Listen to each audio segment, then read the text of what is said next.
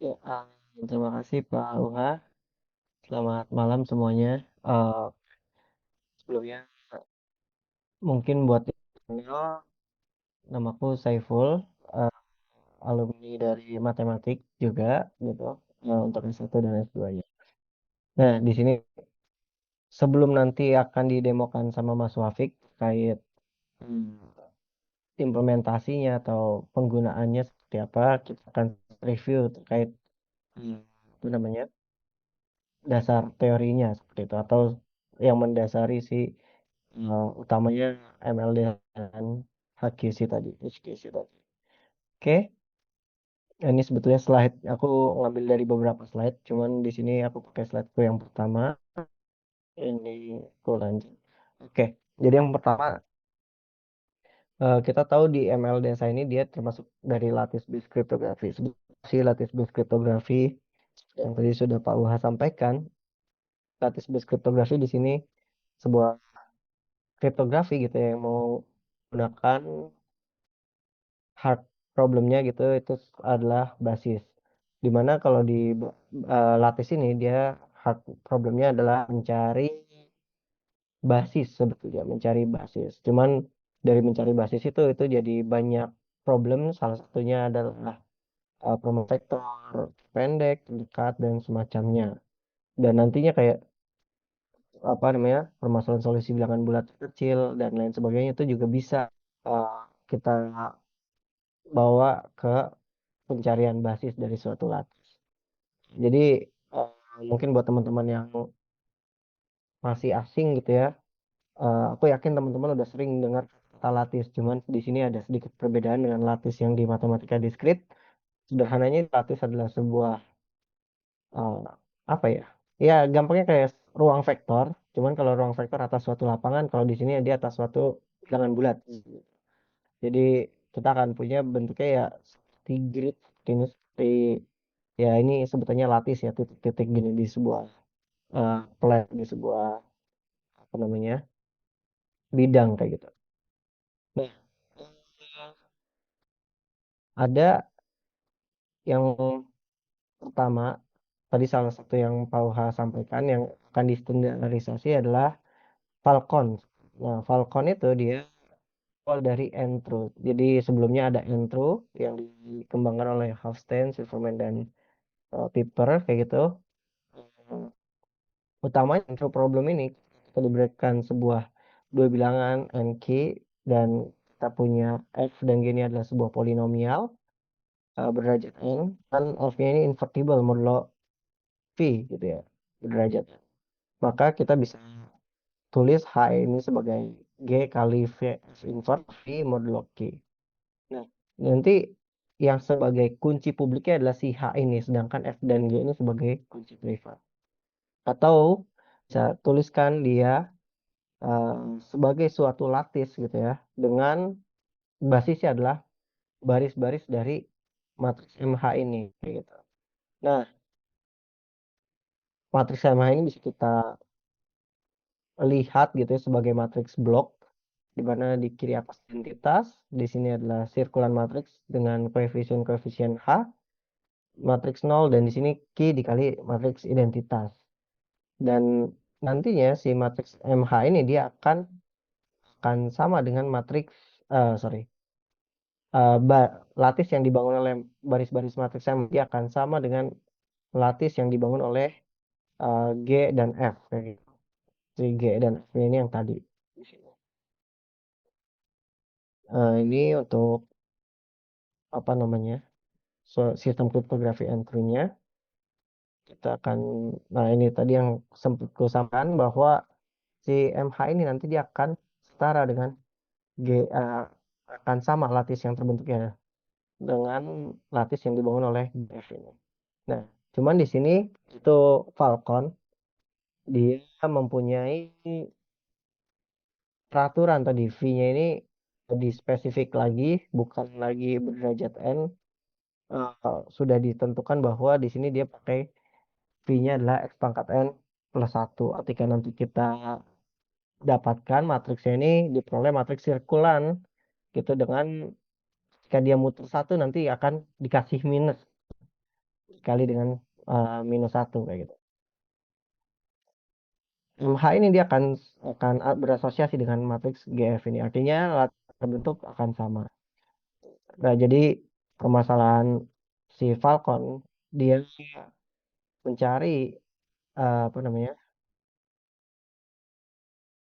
Mencari solusi gitu ya. F dan G yang memenuhi dua persamaan ini. Itu permasalahan. Kalau misalnya Andrew dia cuman mencari solusi dari yang atas, kalau yang Falcon dia mencari dari yang atas dan yang bawah. Hmm. Oke, dan yang salah satunya itu terkait MLDSA. Ini kenalan learning with error, cuman akan ku skip dulu untuk sementara. Nanti akan ku pakai slide orang kayak gitu ya. Ya, akan skip dulu ke teori pengkodaan. Jadi buat teman-teman yang ngambil teori pengkodaan pasti sudah nggak asing gitu ya. Mungkin di sini semuanya udah nggak asing dari pengkodaan bahwa kode ini merupakan suatu subruang dari FQN kayak gitu. Dan dia mempunyai dimensinya K dengan yang N. Nah, si suatu code itu dia akan dibangun oleh matriks generator yang kita sebut sebagai G kayak gitu ya. Di mana baris-barisnya dia sebagai pembangun dari si ruang vektor tersebut. Ini akan keep, parity check dan lain sebagainya. Nah, di sini yang jadi permasalahan yang diangkat di code base cryptograph, eh, dia menggunakan SD distribution. Jadi syndrome decoding distribution atau nanti distribusinya atau nantinya kita juga akan sebut dia sebagai SD problem kayak gitu.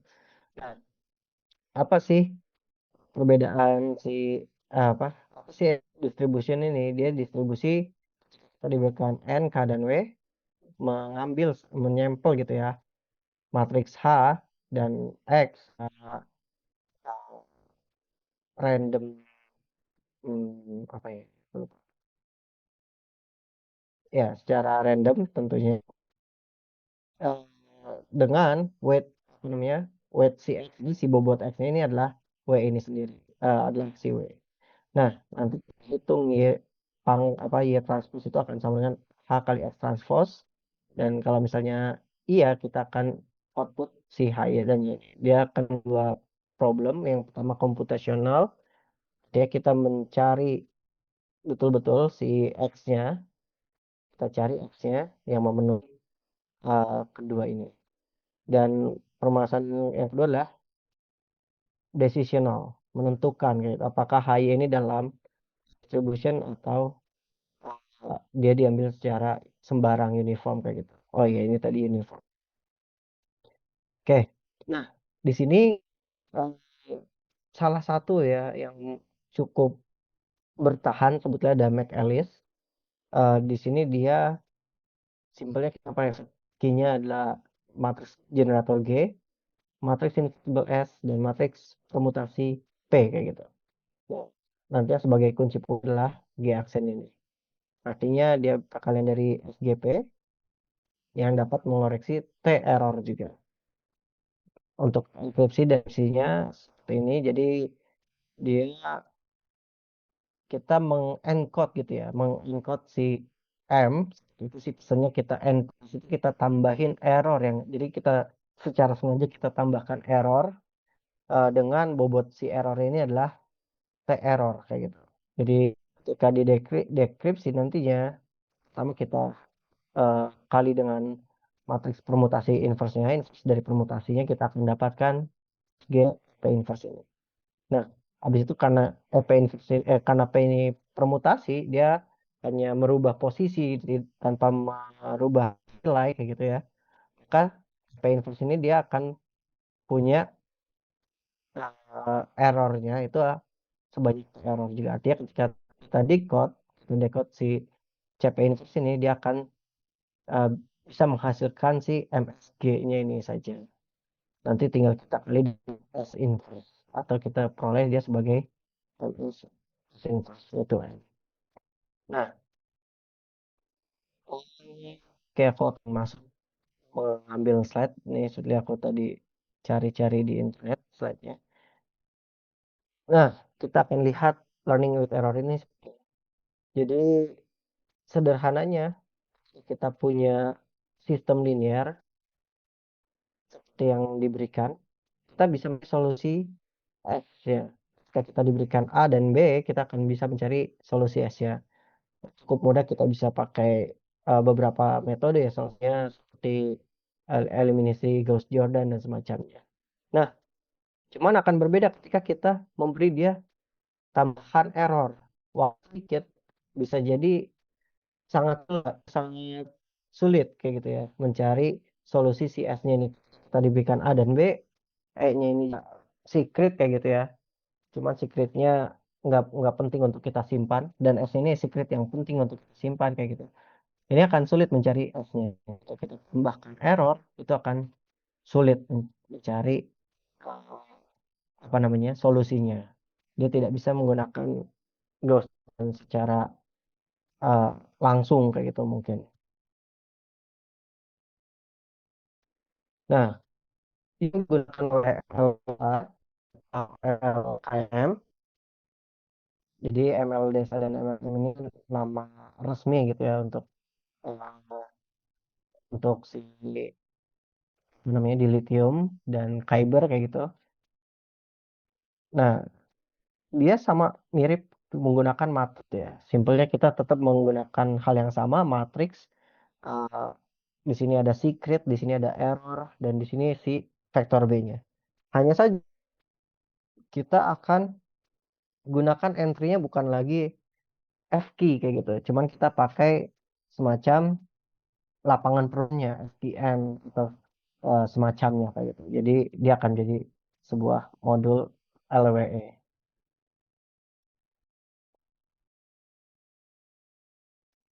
Kita akan lihat uh, untuk ini untuk key generation-nya. Jadi key generation-nya kita akan gunakan permasalahan si LWE tadi. Kita akan uh, generate matriks A, kita generate secret kita, dan kita generate E-nya. Dan kita hitung nilai B-nya. Nah, yang jadi public key itu adalah dan A. Dan secret key-nya adalah si S. Lagi-lagi, ini sebetulnya ya secret juga, cuman sebetulnya untuk fungsinya kita akan memanfaatkan AB sebagai si public key. Misal kita akan eh, mengenkripsi pesan M, maka kita akan hitung sebuah pasangan UV, di mana U-nya itu adalah dikali S, sen ditambah aksen. Jadi uh, S aksennya ini juga nanti baru di generate, E aksennya juga di generate. Jadi di sini yang generate baru ada S aksen, E aksen, dan E double aksen. Ini semuanya kayak error termnya kayak gitu. Kita kasih error lagi. Jadi itu untuk U-nya, dan untuk V-nya adalah berikut. B, B S aksen ditambah E aksen, double aksen. Nah, berikutnya untuk deskripsinya seperti berikut. Kayak kita meng V dikali US. Itu kita hitung V dikali US, nanti teman-teman bisa cek sendiri hasilnya seperti apa. Oke, kita akan lanjut. Nah, di sini ada MSA. Nah, MLDSA di sini juga masih sama. Jadi dia menggunakan permasalahan yang kurang lebih hampir mirip kayak gitu. Jadi di sini kita pakai satu dan dua kayak gitu. Error satu dan error dua, secret pertama dan secret kedua, dan nanti dihasilkan mat vektor T, yaitu T sama dengan AS1 ditambah AS2. Ini adalah hal yang sama seperti di ML tadi. Nah, di sini nanti kita pakai T1 dan T2-nya ini, kita T1 dan T0 sebagai public key kayak gitu ya. Sebagai uh, T1-nya sebagai public key, T0-nya sebagai secret key. Jadi untuk yang ML biasa ini dia lebih banyak yang digunakan. Itu nanti teman-teman bisa baca sebetulnya di apa namanya di IPS 2045. Dia cukup panjang ya. Kayak gitu. Nah, selanjutnya nanti ada signingnya, tanda tangannya. Untuk tanda tangannya, kurang lebih sama seperti yang dilakukan. Nah, cuman yang menarik dari MLDSA ataupun MLCAM ini, ya salah satu hal yang membuat perhitungan mereka cepat, mereka juga menggunakan number teori transform kayak gitu. Jadi sederhananya mungkin teman-teman udah nggak asing dengan Chinese Remainder Theorem gitu. Ya, kita bisa memandang Z10 ini sebagai Z2 kali Z5 kayak gitu. Z2 cross Z5. Nah, ini juga nanti ya itu bisa dipandang seperti itu, kurang lebih seperti itu. Sederhananya seperti itu. Untuk signingnya kita gunakan secret key-nya. Ini ada jadi di decode si secret key-nya ntar menghasilkan beberapa nilai rho, K, TR, itu S2 dan T0. Nanti akan dihitung apa Z sama dengan Y plus 1 dan nanti kira akan di return nilainya adalah CZH.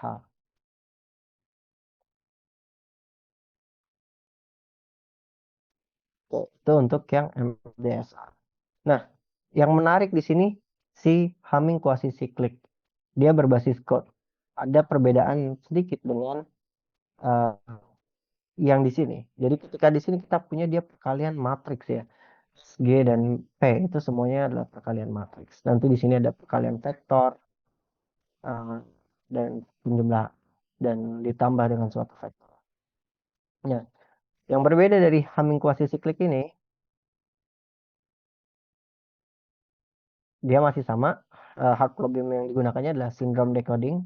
Kita mencari error kayak gitu ya, mencari nilai sehingga weight-nya itu adalah W dan memenuhi H sama dengan S kayak gitu. Nah, di sini eh, kita menggunakan cyclic codes kayak gitu ya. Jadi apa sih perbedaan quasi cyclic dan cyclic codes? Kalau cyclic codes kita betul-betul punya suatu matriks pembangunnya, generator matriksnya itu betul-betul eh, muter gitu ya, masing-masingnya muter sekali. Nah, kalau quasi cyclic codes ini dia bisa ditentukan muternya berapa kali kayak gitu. Bisa sekali, bisa dua kali atau semacam. Nah, yang menariknya adalah HQC ini dia eh, hilangkan gitu. Ada di sini.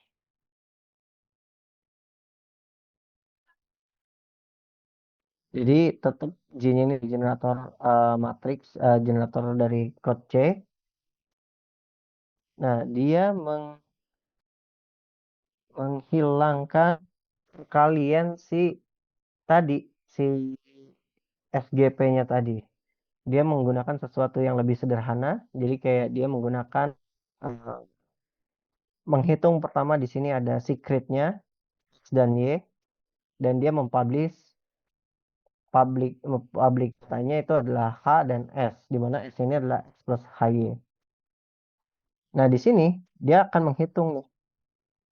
Di sini dia langsung langsung encode ya, M kali G gitu. Dia nggak ada apa namanya? Menyembunyikan si G-nya itu. Dan apa namanya? Dia tidak ada penyembunyian si G-nya ini. Itu yang berbeda. Jadi kalau tadi kita G-nya disembunyikan, kalau yang ini malah nggak diberikan. Nanti yang kita diikat adalah V dikurang UY. Dengan U-nya S1 plus R2 dan Y-nya adalah yang tadi kita secret kita ambil sebarang. Nah, ini teman bisa cek eh, kenapa decodingnya tetap benar, kenapa dekripsinya tetap benar karena perhitungan ini. Nah, jadi nanti di sini tentunya tetap ya batasan-batasan dari R2, R1, kayak gitu. Termasuk yang LWE tadi dia juga akan ada batasan-batasan errornya. Error termnya seperti itu ada batasan-batasannya. Jadi itu yang membedakan apa namanya si HQC dengan ah, apa tadi ya namanya? Mac Alice kayak gitu. Cuman menariknya adalah di sini antara lattice base dan si code base ini mereka sama-sama menggunakan error term kayak gitu ya. Nantinya error term itu juga dibatasi. Ya lebih lanjut teman-teman juga akan melihat di beberapa referensi ada yang mengaitkan antara code dan lattice itu sebetulnya mereka mempunyai apa ya kayak kesenjangan yang sangat dekat. Nah, nanti untuk selanjutnya ini ada library source open source yaitu OQS Open Quantum Safe yang dia sudah mengumpulkan kayak gitu ya banyak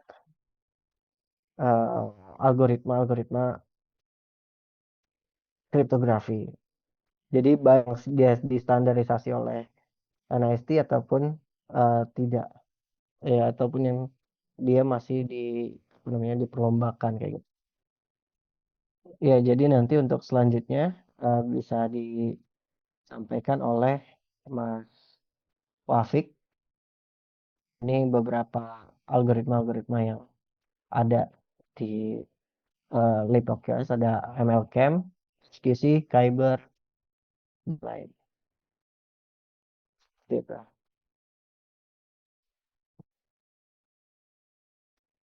Silahkan Mas Taufik mungkin bisa dilanjut. Baik Mas Saiful, terima kasih atas paparan materinya secara teori terkait open quantum open ini ya, quantum gravity. Oke, kemudian kita akan mencoba sebenarnya secara teknis bagaimana untuk mengimplementasikan atau menggunakan beberapa algoritma yang sudah dibuat oleh si Open Quantum Set tadi. Jadi library yang sudah ada itu kita akan coba gunakan implementasi.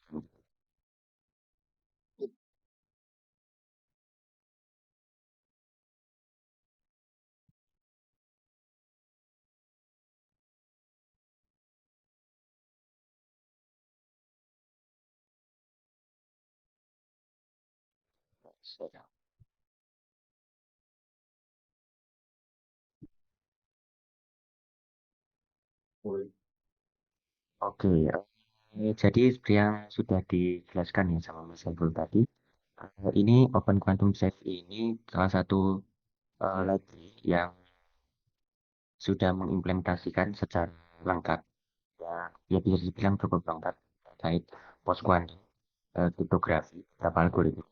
Jadi kalau dilihat di sini apa saja algoritmanya itu bisa di, eh, yang diimplementasikan ya itu ada untuk yang enkapsulasi dan juga yang untuk signature.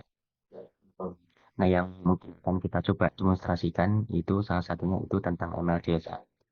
Oke, jadi di sini itu secara teori tadi sudah dijelaskan dan di sini untuk implementasinya itu ada tiga tipe ya untuk algoritma MLDSA ini ada yang 44, 65, dan 87. Ini masing-masing punya levelnya sendiri gitu. Jadi atau level atau tingkat keamanannya dan juga bedanya itu ada di size-nya gitu. Jadi public key size-nya dan public maupun private di size-nya.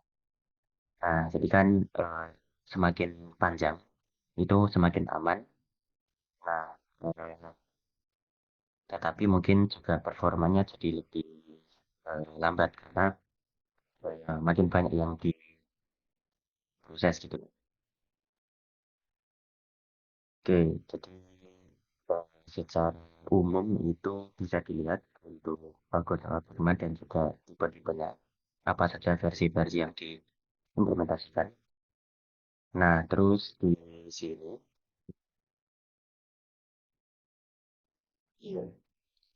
untuk implementasinya itu ada di sini ya di update OGS. Nah, ini defaultnya itu dia dibangun di bahasa C. Nah, tapi ada wrappernya. Jadi dia bisa digunakan di bahasa pemrograman lain. Nah, kalau kita lihat di sini di language wrapper.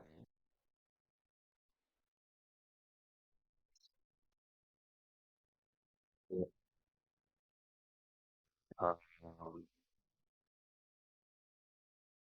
Nah, language wrapper. Jadi ada beberapa bahasa pemrograman lain selain yang native C-nya itu ada Golang, Java, Python, dan Rust. Nah, ini mungkin selain nanti kita akan demokan terkait implementasi di C dan juga bagaimana di Python-nya. Oke, nah untuk instalasinya sendiri, bagaimana sih cara kita nge-install dari library ini gitu. Nah, jadi di dalam library ini itu kita perlu nge-build. Nah, tapi build-nya itu saat ini sepertinya eh, masih support sistem operasi Linux dan Mac. Jadi untuk yang Windows itu eh, kalau di sini sebenarnya sudah ada instruksinya bagaimana cara installnya. Nah, tapi di Windows itu agak cukup ribet ya dan juga belum tentu berhasil. Nah, yang kemungkinan besar berhasil atau yang gampang itu menggunakan sistem operasi Linux dari Mac. Nah, tapi bagi teman-teman yang mungkin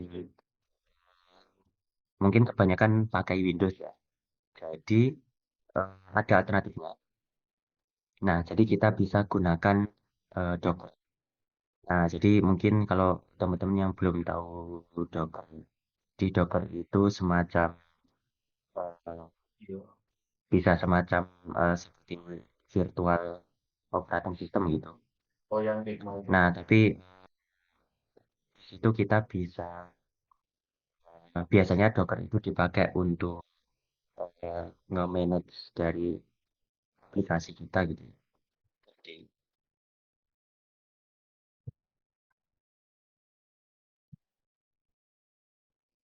jadi kalau mungkin teman-teman misalkan pengen build sesuatu gitu ya, build sesuatu entah itu aplikasi apapun gitu, eh, dan ingin multi platform, jadi yang di build itu bisa eh, misalkan permasalahan umum untuk atau yang dialami developer secara umum kan kalau misalkan di laptop kita jalan bisa dijalankan, tapi di device lain atau di sistem operasi lain itu tuh nggak bisa gitu, nggak jalan. Meskipun sama-sama Windows atau sama-sama Linux atau apapun itu, tapi ternyata nggak bisa jalan di tempat lain. Nah, di sini dengan install Docker itu mau sistem operasinya apapun, selama di situ ada Docker itu bisa jalan sesuai sama persis dengan apa yang kita buat. Oke, jadi itu sedikit tentang Docker ya. Jadi ini eh, hanya intro saja. Oke. Nah, untuk instalasi Dockernya itu mungkin bisa di ini ya, dibaca bagaimana cara installnya. Oke, install Docker ini. Nah, ini Docker ini bisa di dimanapun ya, bisa di Windows, Linux atau Mac gitu. Oke.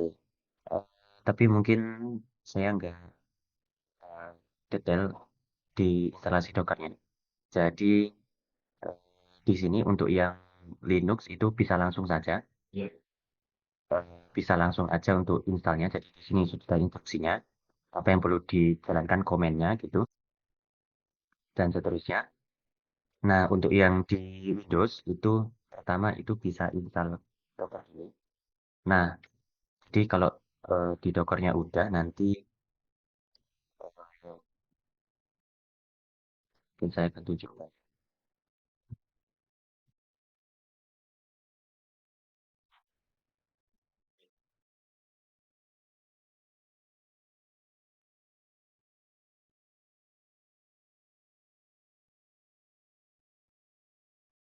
Ini mungkin sudah kelihatan ya layar fullnya.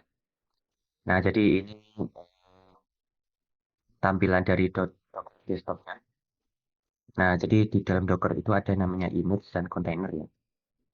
Image itu ibaratnya seperti aplikasi mentahnya gitu ya. Tapi yang masih masih belum ibaratnya kayak bahan mentahnya gitu ya. Terus kontainer itu yang sudah dijalankan gitu atau yang sudah dibangun. Jadi ibaratnya image itu kayak blueprint gitu. Kontainer itu yang sudah ada gitu, objeknya itu atau wujudnya. Nah, jadi untuk proses instalasinya itu saya sudah siapkan.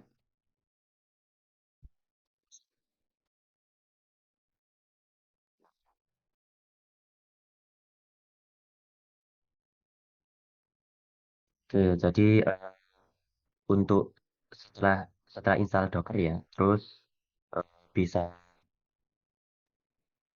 nge-download ya, ibaratnya download dari image atau blueprintnya si Linux. Di sini saya gunain versi Ubuntu untuk Linuxnya atau distronya ya. Nah, eh, terus nanti di dalam Dockernya itu langsung bisa dijalankan beberapa komen. Nah, tapi di sini saya sudah siapkan image-nya. Jadi kalian nggak perlu install-install apapun lagi.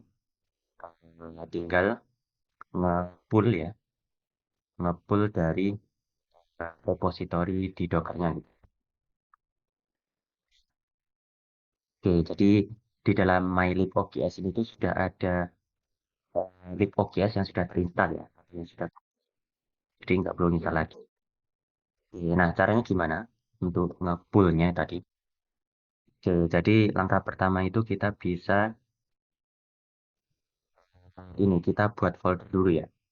Nah, kebetulan di sini saya ini, sudah bikin folder ya.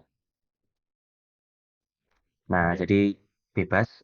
Jadi di dalam sini itu bisa folder dimanapun ya bebas saja. Di sini saya namain OGS demo ini ya. Nah, awalnya ini kosong ya, awalnya kosong gitu. Nah, terus di sini langkah pertama itu bisa di pull dulu untuk untuk image-nya. Oke.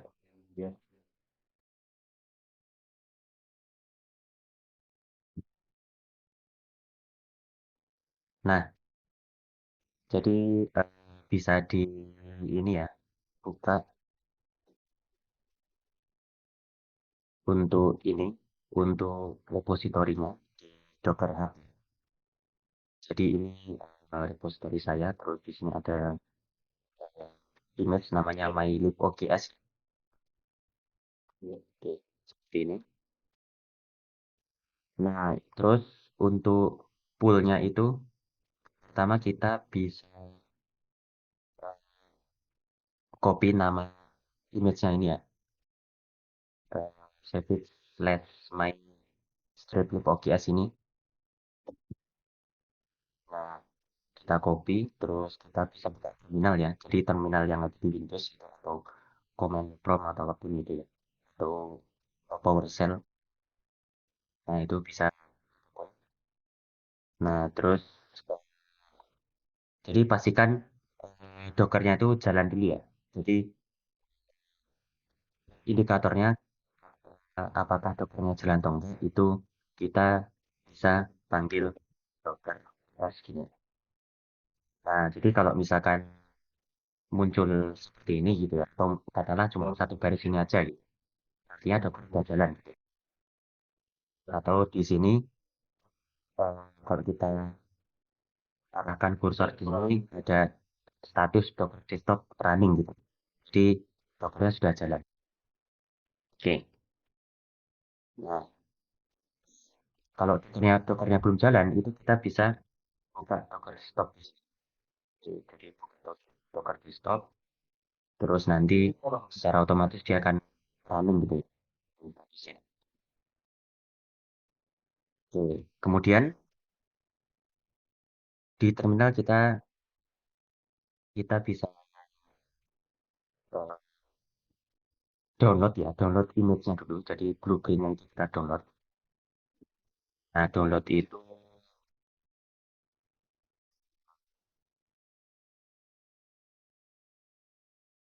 kita bisa pull gini, Docker pull terus tadi nama image-nya itu adalah ini.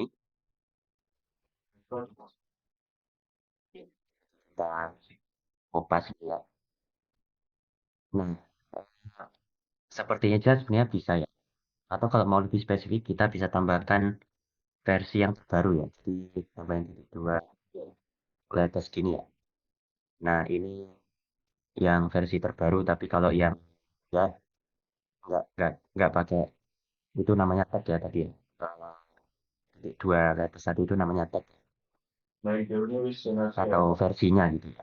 Nah, tapi kalau kita nggak tambahkan versinya ini eh, secara otomatis dia akan mendownload yang versi terbaru. Nah, kebetulan di sini di image itu saya sudah download ya untuk image-nya. Nah, tapi kalau kita coba download lagi, nah ini dia akan default. Nah, kebetulan di sini karena sudah ada ya image is uploaded. Jadi sudah download ya. Nah, nanti kalau belum download, belum ada ya di list sininya, itu nanti akan download sendiri. Nah, di sini untuk ukuran image-nya di Docker-nya itu sekitar 2 giga sendiri. Nah, jadi eh, kalau Ubuntu-nya sendiri itu ukurannya cuma 117 MB. Nah, setelah diinstal libjs itu membengkak jadi 2 giga ini. Jadi pastikan storage kalian itu eh, minimal 2 2 giga, terus nanti yang di kontainer juga ada lagi. Jadi mungkin sekitar 4 atau 5 giga gitu ya. Oke, itu storage saja gitu. Minimal ada storage itu.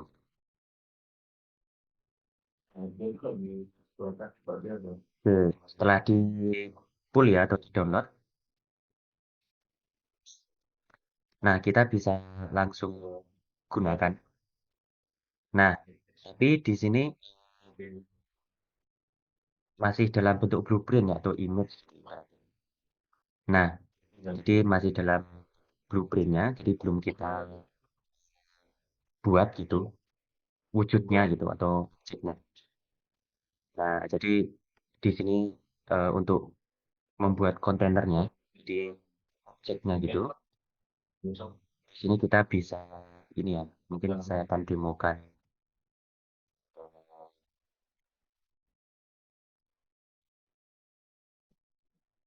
Saya akan buat folder baru saja.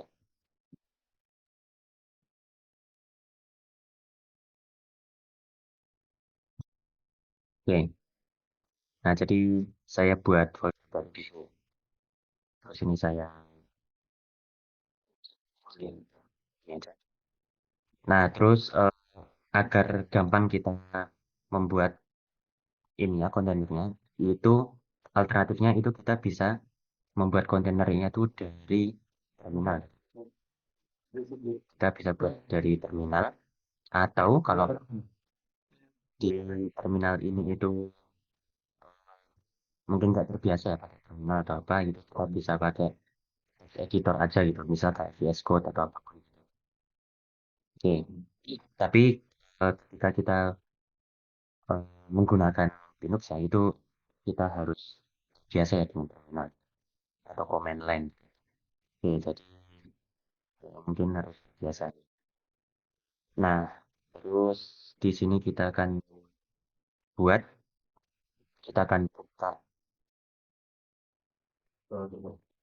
terminal ya di folder baru ini.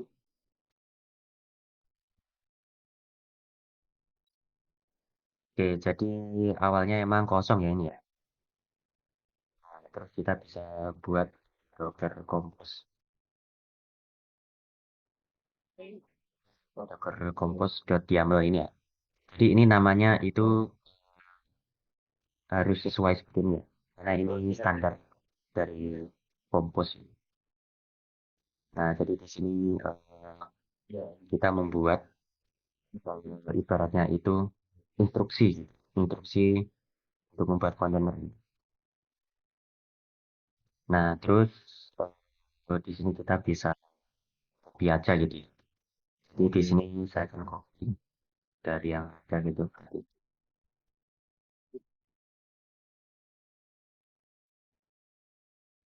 Iya.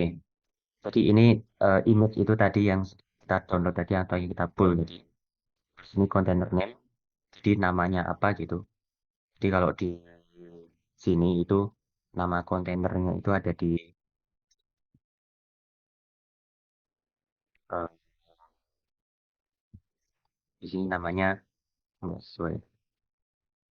Oke, jadi kita bisa namain kontainernya apa gitu ya. Nah, kalau kita lihat,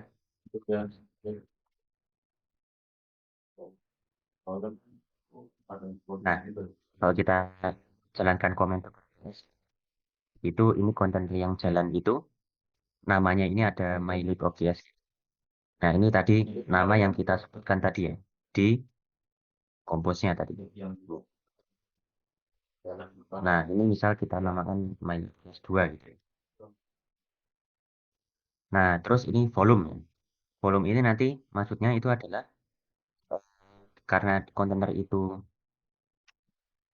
ibaratnya itu memiliki storage yang terisolasi ya, bisa dari folder kita di sini ya. Nah, jadi ketika kita membuat file di sini ya atau nambahin file apapun di sini itu di dalam Docker ya, biar bisa reflect ya atau ibaratnya update gitu ya. Kalau kita nambah dalam Dockernya juga tambah gitu. Kalau kita update di sananya juga update itu kita bisa tambahkan volume di sini. Nah, jadi di sini eh, volumenya itu kita ibaratnya kita link ya, kita hubungkan folder yang saat ini di sini ya, folder OKS Demo 2 ini. Nah, ini disimbolkan dengan titik ya. Jadi folder posisi saat ini ya. Terus titik 2, terus folder yang ada di kontainernya gitu. Nah, jadi di kontainer itu kan menggunakan Ubuntu ya. Jadi kalau kita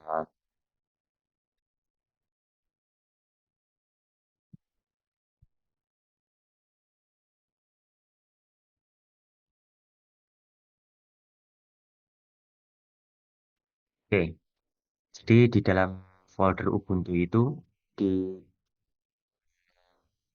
rootnya ya. Ini tuh folder-foldernya tuh ini semua gitu.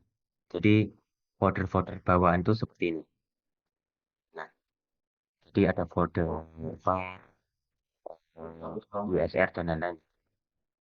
Nah, ini kita bikin folder baru ya, namanya app di sini di dalam kontainernya. Makanya di sini kita ibaratnya hubungkan ya folder saat ini dengan folder app. Nah, terus ini standar ya. Mungkin ini secara teknis eh, tidak saya jelaskan secara detail gitu ya. Nah, jadi ini sebenarnya bisa diubah gitu kalau foldernya dia mau dihubungkan di kontainer itu pakai nama lain tuh bebas. Jadi kita save ya. Nah, terus kita bisa jalankan gitu. Mungkin kita akan close terminalnya dulu.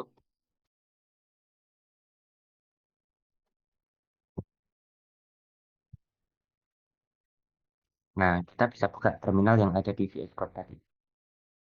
Oke, jadi terminal yang di VS Code ini otomatis posisinya itu ada di folder saat ini gitu, atau folder yang kita gunakan sekarang. Oke, jadi bukanya bisa di sini ya, view. Nah, view terminal ini. Nah, itu bisa pakai shortcut control.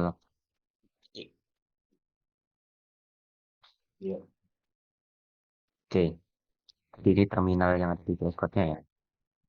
Nah, terus kita bisa jalankan atau kita buat kontainernya dengan cara compose start nanti ini. Terus kita jalankan. Nah, dia secara otomatis akan membuat semuanya gitu ya. Nah, kalau kita lihat di kontainernya sekarang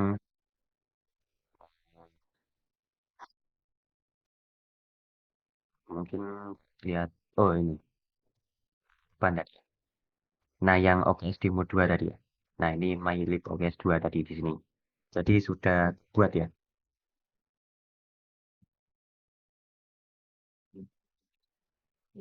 Kalau ingin kita lihat di sistemnya gitu ya.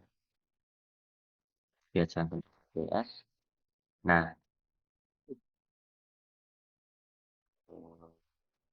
oke. Nah, ini yang kita buat tadi ya, MyLib OKS 2 tadi sudah jalan gitu ya.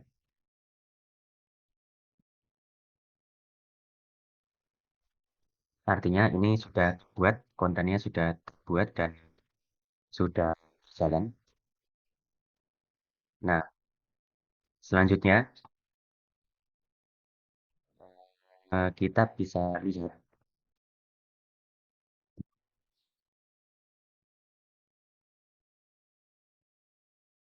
isi di dalam kontennya tadi. Nah, di sini untuk komennya, agar kita bisa masuk di sini posisi kita masih di Windows ya. Jadi kita masih di Windows. Nah, jadi kita masih ada di luar kontennya. Biar masuk ke dalam kontainer, kita akan jalankan komen ya. Jadi kita akan jalankan docker exec dengan IT. Jadi kita akan jalankan dalam eh, command line gitu ya. Terus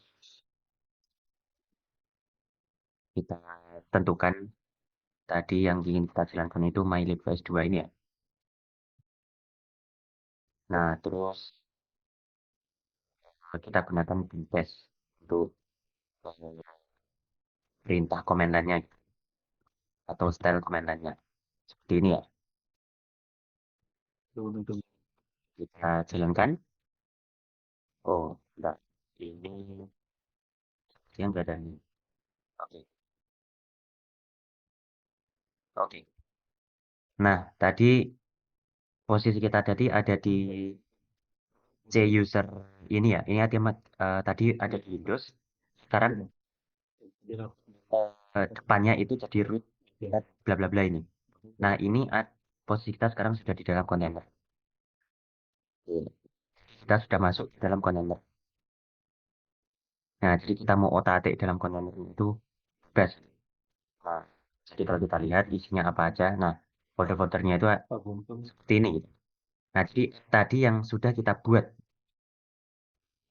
yang kita buat di dalam kontainer dan kita hubungkan dengan folder saat ini. Nah, mungkin bagi teman-teman yang kurang familiar ya dengan command di Linux gitu, mungkin bisa menyimak dulu ya. Nah, kita bisa di sini kita masuk ke folder tadi ya, cds. Kalau kita lihat isinya apa aja. Nah, di dalam folder app ini isinya cuma ada file Docker Compose. Nah, ini file ini sama persis dengan yang ada di folder Windows kita tadi.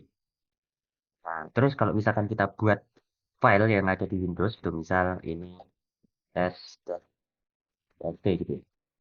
Terus katakanlah kita hello world ya. Kita kasih teks gitu ya, hello world. Nah, kalau kita lihat isi di dalam folder nya nanti, maka ada teks.txt di sini. Nah, jadi secara otomatis dia akan ke update. Nah, terus kalau kita tampilkan isi dari test.txt, nah, hello world. Jadi sama persis ya isinya dengan yang kita buat gitu. Nah, kalau kita update ini misalkan hello world 1 gitu. Nah, secara otomatis ya keubah hello world 1. Oke, jadi kita nggak perlu khawatir untuk ngesinkronkan ya antara file yang ada di Windows dan yang ada di kontainer ini secara otomatis sudah sinkron. Nanti kalau kita hapus pun juga yang di kontainer juga kita hapus. Itu juga sebaliknya. Di kontainer kita ubah-ubah, di Windowsnya keubah juga. Oke, jadi itu untuk yang kompos ya. Nah, terus demo pertama kita akan coba gunakan library LibreOffice itu untuk eh, mengimplementasikan ya, algoritma yang MLDSA atau menggunakan algoritma MLDSA yang tadi. Oke, nah di sini saya tadi sudah buat eh, sampel filenya ya, sampel code-nya yang dalam C. Nah, jadi kalau ada yang error gini abaikan saja. Karena memang ini error karena di Windows itu library LibreOffice-nya memang nggak ada gitu. Adanya di kontainernya gitu. Jadi ini kelihatannya memang error gitu karena nggak ada gitu. Jadi abaikan saja. Nah, terus mungkin secara umum ya, eh, ini mungkin teman-teman sudah belajar eh, mungkin di pemrograman satu itu belajar C++ gitu ya. Nah, C-nya ini tuh sebenarnya mirip ya. Jadi eh, tidak ber, sama bahkan sama ya. Cuma C++ itu memang versi lebih versi lebih lengkapnya gitu dari C versi. Oke, jadi di sini library utama itu ada OGS ini. Nah, terus ini algoritmanya ya, namanya itu eh, yang kita gunakan itu MLDSA versi yang 65 gitu. 65 itu versi yang tengah-tengah gitu ya. Yang kedua tadi. Oke. Jadi nama algoritma itu OGS. Ini untuk digital signature algoritma MLDSA 65 gitu. Kita buat algoritma namanya gitu. Terus ini kita ngecek apakah algoritmanya itu ke enable atau enggak. Kalau enggak ke enable kita nggak bisa pakai. Nah, terus untuk proses nge-generate awalnya kita generate gitu ya. Generate public sama secret key. Nah, ini tuh untuk memory allocation-nya. Jadi intinya itu eh, variabel atau objeknya gitu ya. Untuk nyimpen public, secret sama signature. Nah, terus di sini kita generate ya di sini OGS si key pair ini ya. Jadi kita buat pair dari public key dan secret key. Nah, terus kita cek di sini apakah dia sukses atau enggak. Kalau enggak, berarti gagal gitu ya. Kalau sukses, kita lanjutin. Di sini successful, lanjut kita akan sign gitu ya. Jadi ini sudah ada message pesannya gitu yang ingin kita sign. Ini itu pesan plain text-nya. Terus di sini untuk nge-sign-nya itu simple ya. Kita panggil OGS sig sign ini. Nah, terus beberapa parameternya ini kita masukkan eh, message-nya, panjang message-nya gitu. Terus secret key-nya, jadi kita nge-sign pakai secret key ya. Terus di sini kita hasilnya itu signature kita masukkan ke signature-nya tadi. Nah, terus kita cek juga sukses atau enggak. Nah, kalau sukses kita lanjut. Nah, terus itu tadi nge-sign-nya. Nah, verify-nya di sini kita pakai public key gitu. Oke, jadi ini basic algoritmanya gitu ya. Nah, kita gunakan signature yang sudah dibuat tadi, message plain text-nya, sama public key-nya, apakah valid atau enggak. Nah, di sini kalau valid berarti sukses, kalau enggak berarti failed ya. Oke, terus di sini clean up aja ya, karena di sini untuk yang diisi itu memang masih perlu proses clean secara manual, clean up, clean memori. Oke, itu demonstrasi untuk implementasi di V-nya. Nah, di sini kita buat file namanya eh, katakanlah is.c gitu ya. Kita copy. Nah, terus bagaimana cara kita compile-nya? Nah, untuk nge-compile ini, jadi kita agar mudah ya kita buat makefile. Oke, jadi kita nggak kena nge-compile-nya itu komennya itu cukup panjang ya. Kalau kalian lihat itu komennya itu seperti ini. Nah, daripada ngetik seperti ini panjang ya, atau mungkin eh, biar nggak sepanjang ini gitu ya. Kita pakai makefile aja gitu. Jadi kita tinggal panggil nanti compile gitu ya. Kita buat komen compile dulu ya. Terus yang tadi kita copy. Nah, jadi kita eh, normalnya ketika kita nge-compile file C itu kan seperti ini aja ya. Misal s.c terus s.c main o. Nah, jadi ini file C yang ingin kita compile. Main o itu outputnya hasil hasil compile-nya dalam file binary ya. Yes. Jadi ini nama file outputnya nanti apa gitu ya, bebas ya. Misal test.out itu atau tes aja bebas ya. Jadi ini enggak peduli apa gitu. Pokoknya bebas lah. Atau mungkin hasilnya itu bisa. Ya, test.out itu bisa. Nah, normalnya kita compile file C itu seperti ini. Kalau C++ kan kita pakai G++ ya. Jadi, kalau C kita pakai GCC. Nah, di sini GCC. Nah, selain ini, itu kita tambahkan beberapa parameter ya. Jadi kita build pakai itu oleh tadi ya.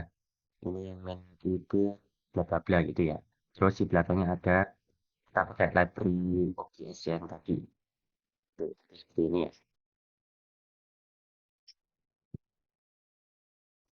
Nah, ini nama file yang ingin kita compile tadi, test.c ya. Kalau kita ingin compile file yang lain selain test.c, ini kita pakai nama file lain gitu. Seperti itu. Terus ini outputnya yang ingin kita simpan kemana gitu. Hasil compile-nya. Oke, kita save dulu. Kalau kita lihat ya, nah di sini ada 4 file ya, makefile, docker compose, test.c, test.txt ini kita hapus saja. Oke. Nah, itu ada 3 file sekarang. Nah, terus kalau kita ingin ngejalanin ini, nge-compile, kita nggak jalannya di Windows. Jadi kita jalannya di container. Jadi di dalam sini kita tinggal panggil make sama make compile gitu ya. Nah, kita tinggal manggil komen ini aja gitu. Jadi lebih pendek gitu. Lebih gampang diingat gitu ya. Nah, compile, otomatis dia akan menghasilkan file namanya test.out.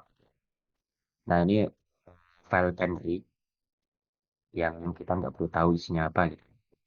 Terus kalau kita lihat di dalam konten juga sudah ada test.out juga.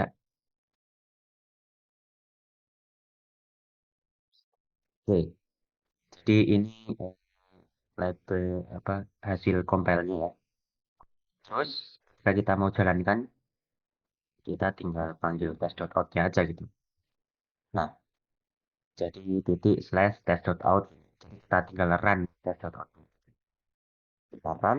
Nah, di sini muncul ya, public key-nya itu 1952 byte. Secret key-nya sekian, signature-nya sekian, secret, plain text-nya dari semuanya successful, generate key-nya, terus signing-nya sukses, verify-nya sukses juga, gitu. Oke, jadi itu untuk demonya di C. Nah, selanjutnya itu saya akan demokan sekali lagi bagaimana kalau di Python gitu. Jadi mungkin bagi yang pakai Python gitu ya, misalkan developer apapun pakai Python gitu. Nah, ini ada eh, ada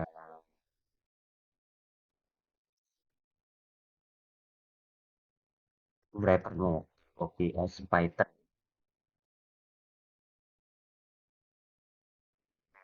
OPS Python ini.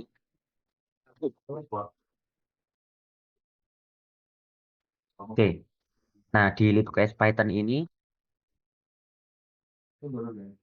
di libOS Python ini kita tentu perlu install Python ya. Nah, di sini kebetulan kita eh, di dalam build, jadi di dalam konernya itu kita sudah ada Python ya, install Python. Dengan Python 3 minimum version di sini sudah Python versi 3.12. Sudah ada Python 12. Nah,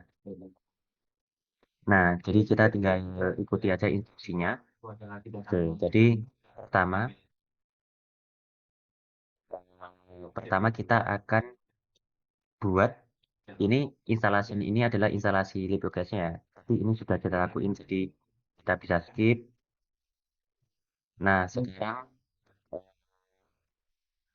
kita akan install Python environment. Oke, jadi Python virtual environment di sini kita jalankan ini ya Python 3 main ya. Oke, kita jalankan ini. Nah, di sini kebetulan masih ini ya error. Jadi ini belum ada.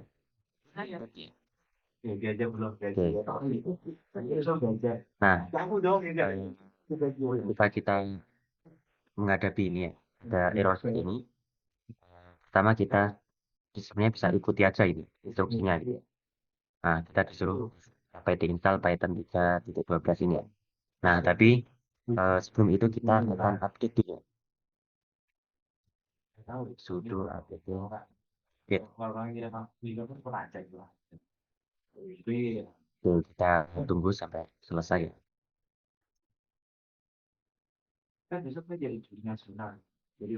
Nah, ini sudah ke update, clear dulu. Oke, kita coba jalankan. Nah, ini kita apt install ini ya, kita copy. Nah, terus kita install ya.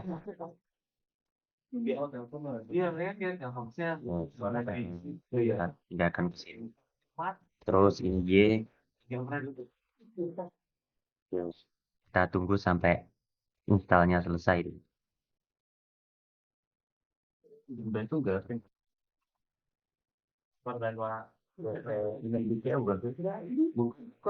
Oke, jadi proses install sudah selesai. Kita clear dulu. Nah, terus kita baru jalankan ini ya. Python 3. Oke. Nah, ketika kita jalankan ini, kita akan bisa lihat di sini ada folder VENV di sini ya. Nah, jadi ini folder dari virtual environment-nya PyDB yang kita buat. Nah, di dalamnya ada beberapa file ya. Nah, jadi jika kita ingin menjalankan Python ya, kita harus atau mungkin basisnya itu kita buat virtual environment di sini. Nah, itu secara teknis ya sebenarnya alasannya kenapa gitu. Tapi intinya itu secara praktis yang bagus kita gunakan virtual environment. Oke, mungkin ini masih agak lama ya. Jadi saya akan coba jelaskan dulu yang ingin kita buat. Jadi kita tadi sudah dibuat ya, kita bisa buat di sini versi Python-nya. Jadi ini sebenarnya versi Python yang ada di C tadi ya. Oke, jadi kita akan copy di sini sambil kita tunggu ininya selesai. Test.py.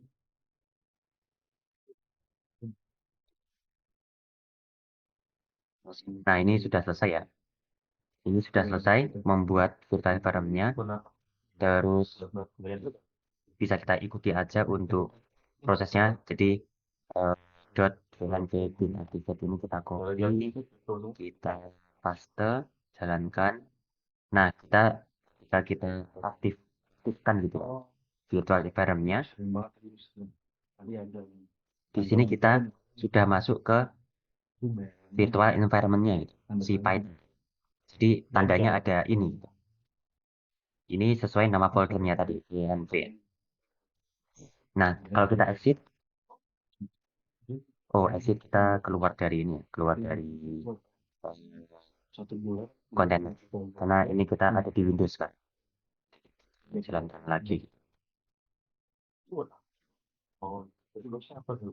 Nah, biasanya kalau kita exit itu tadi kita keluar dari virtual environment.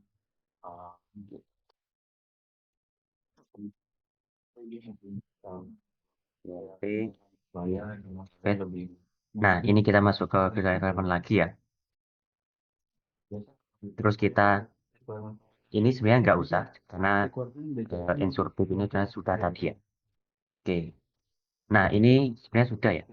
Nah, terus kita bisa jalankan code Python-nya yang kita buat tadi. Nah, jadi kurang lebih sama ya. Di sini kita buat algoritma name-nya. Jadi algoritma name-nya itu kalau tadi di C itu ada OGS, alt tadi bla bla bla ini ya. Di sini itu namanya simple ya, ML strip DSA strip 65 gitu. Jadi lebih simple gitu, ML DSA 65. Dan ini besar semua ya, kapital. Dan ini nanti bisa dilihat di dalam ini ya, di dalam di sini harusnya ada dokumentasinya ya. Untuk nama-nama library-nya, nama-nama algoritmanya. Mungkin ada di LibreOffice. Oke, lanjut aja. Oke, jadi di sini plain text-nya ini nanti dalam binary gitu ya. Jadi string yang dalam binary gitu. Binary string. Nah, terus untuk sign-nya itu kita buat objek dulu namanya signer. OGS.signature algoritmanya apa. Terus di sini kita bisa lihat ketika kita buat objek signer ini otomatis sudah dibuat untuk objeknya. Jadi kita bisa lihat detailnya. Ini public key, secret key, signature-nya panjangnya berapa gitu ya. Tapi untuk key-nya belum dibuat ya. Untuk ngebuat key-nya itu kita bisa generate key pair. Nah, ketika generate key pair ini akan dihasilkan public sama secret. Nah, tapi secretnya itu simpan dalam objek ini, signer ini. Jadi kita tidak bisa lihat. Yang kita bisa lihat adalah publiknya. Nah, tapi sebenarnya kita bisa tampilkan gitu. Tapi itu sebenarnya tidak direkomendasikan gitu. Yang kita tahu hanya publiknya saja. Oke. Nah, terus untuk ngesign-nya itu tinggal pakai opsi signer tadi terus sign message-nya. Dapat signature. Nah, untuk verify-nya sama signer verify. Parameternya ada message-nya, plain text-nya, signature-nya sama public key yang kita dapatkan tadi ya. Jadi ada tiga untuk verify ya, tiga parameter. Sama is valid. Sama kayak proses yang ada di C tadi. Nah, terus ada free untuk clean up memory. Ini basic aja. Nah, ini selesai. Jadi sama persis flow-nya, generate key pair, signing, dan verify. Nah, terus di dalam script-nya, komennya kita bisa jalankan Python 3, terus namanya di test.py ya. Python 3 test.py, terus kita jangan lupa kita save ya ini. py-nya kita save.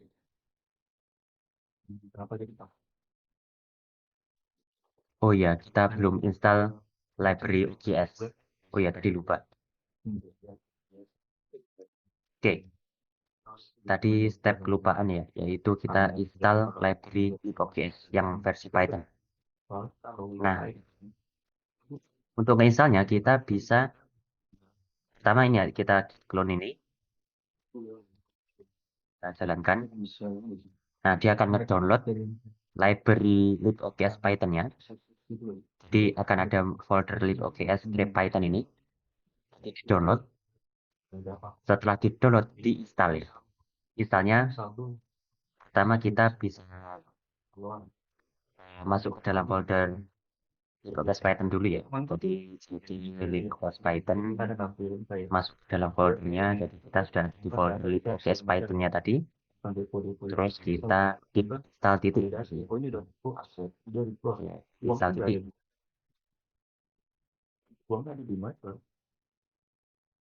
Nah, pastikan juga posisi kita masih di virtual environment ya.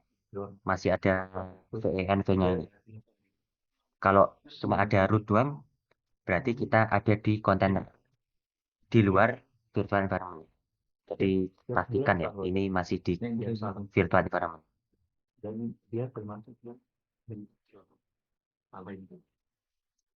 Oke, jadi ini sudah keinstall ya.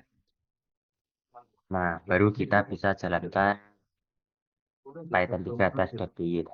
Kita jalankan. Oh iya, kita masih di dalam folder libOJS Python ya. Jadi kita perlu balik ke folder app dulu. Balik, kita back dulu ya. Nah, kita di folder app, kita jalankan. Nah, di sini informasi public key, secret key, signature size-nya berapa, terus ini message-nya, terus generate key-nya sukses, signing-nya sukses, verify-nya sukses. Oke. Jadi sama dengan yang ada di C tadi. Nah, itu demo terkait MLGSI ya untuk nge-signing. Jadi simple ya untuk implementasinya. Kita tinggal bikin objeknya, panggil generate key pair untuk nge-generate key-nya, nge-signing pakai sign, verify pakai verify. Tinggal satu line aja, satu line. Kita nggak perlu ribet nge-implementasi. Oke. Oke, jadi itu untuk implementasi di C maupun di Python-nya ya. Untuk wrapper yang lain, misalnya di Java dan lain-lain, itu bisa dibaca dokumentasinya, misalnya dan ngerannya. Oke. Mungkin seperti itu untuk demo kait teknisnya ya. Mungkin saya kembalikan ke Pak Uga.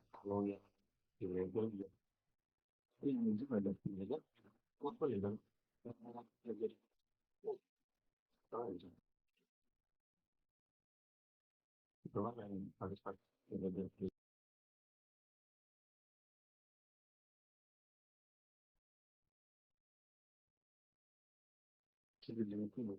mungkin saya kembalikan ke Pak Uga. Atau mungkin dari teman ada yang ingin ditanyakan? Ya, mungkin yang ditanyakan terkait teori atau teknisnya ya.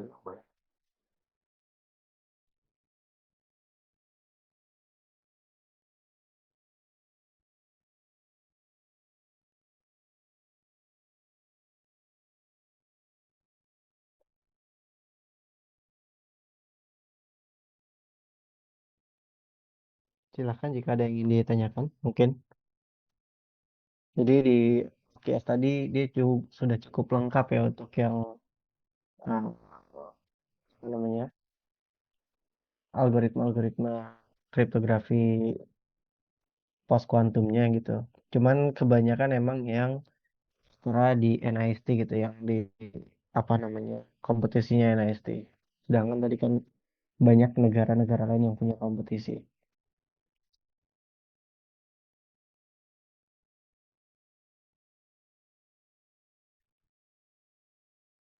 Silahkan jika ada yang ingin ditanyakan.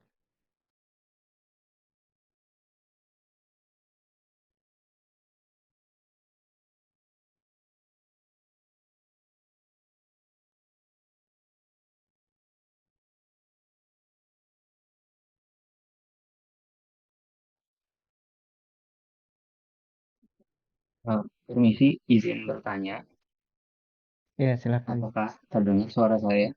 Terdengar Mas Miftah ya. Iya, tentu saya ingin bertanya untuk Mas Fakuk tadi terkait dengan implementasi di C ataupun di Python.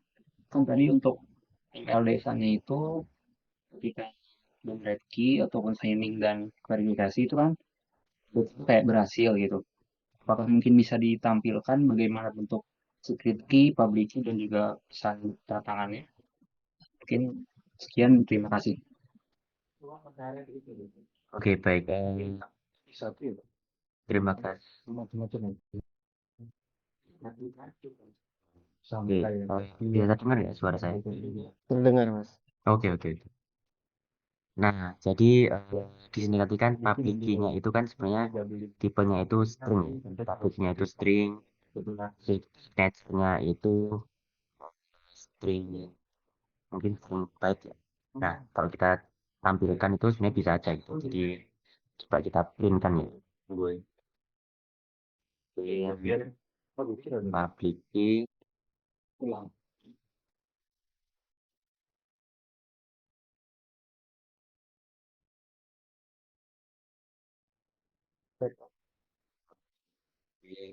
Seperti ini ya. Terus sign-nya signature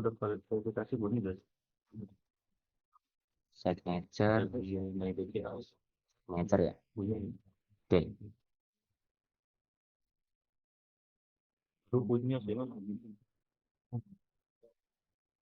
Coba kita jalankan lagi ya. Nah, ini otomatis update ya. Oke, ini dalam byte ya. Ini dalam byte. Oke, ini dalam byte kalau ingin kita tampilkan stringnya versi ini ya, alfanumeriknya ya. Coba kita jalankan seperti ini ya. Seperti ini. Nah, ini versi versi ini ya, X-nya ya. Baik.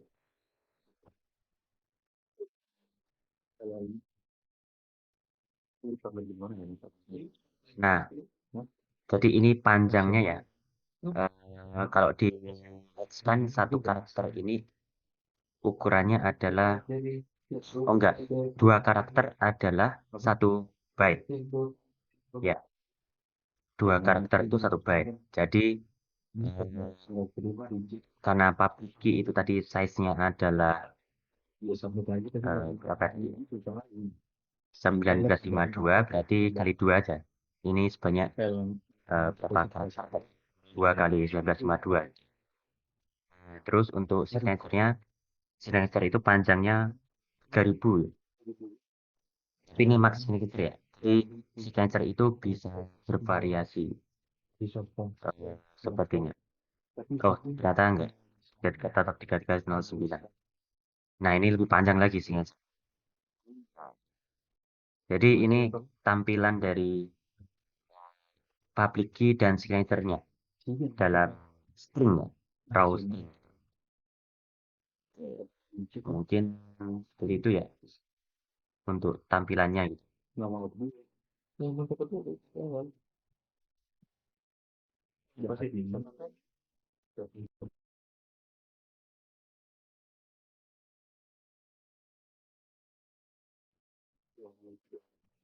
Seperti itu mungkin ada tanya lagi Jadi atau itu sudah Mas jelas. Retno.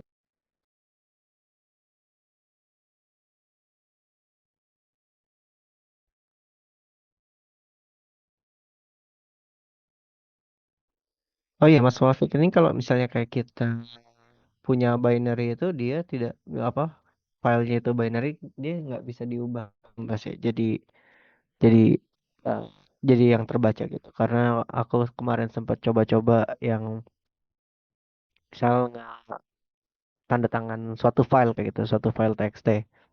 Terus hasil tanda tangannya dia berupa binary gitu. Oh iya, signature tadi kan bentuknya binary.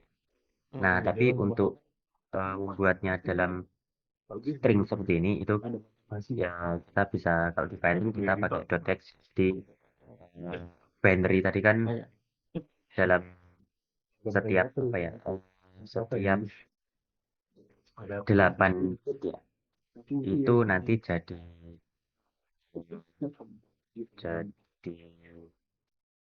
oh enggak 2 ya 8 bit itu jadi 1 byte. Oh iya, terus 1 byte. Oh iya, ya 1 byte 1 karakter sebenarnya. Ya, terus 8. Nah, jadi ini bukan kali 2 ya, tapi ini berarti ada 1952 karakter untuk public key. Oke, jadi ini versi raw string-nya. Bentuknya seperti ini.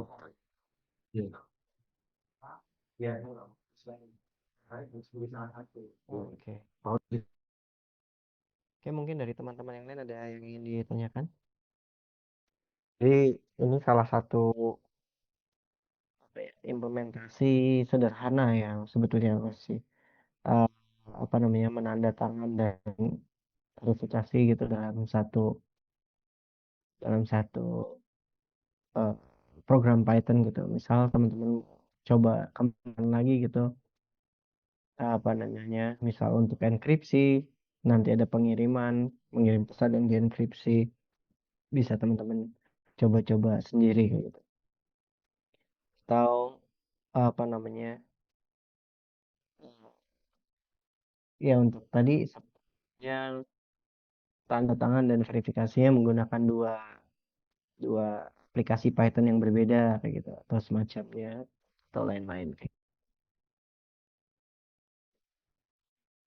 Atau mungkin nanti yang ditanda tangan sebuah file bukan teks yang kalau tadi kan di sini kita masih pakai teks yang ada di dalam Pythonnya ya apa namanya di program Pythonnya ada teks kayak gitu nah itu kita tanda tangan nanti mungkin di sini teksnya itu kita pakai sebuah notes atau semacamnya. Oke, mungkin jika tidak ada pertanyaan lagi, mungkin terakhir ada pertanyaan lagi. Ini kalau tidak ada mungkin bisa dikembalikan ke UH.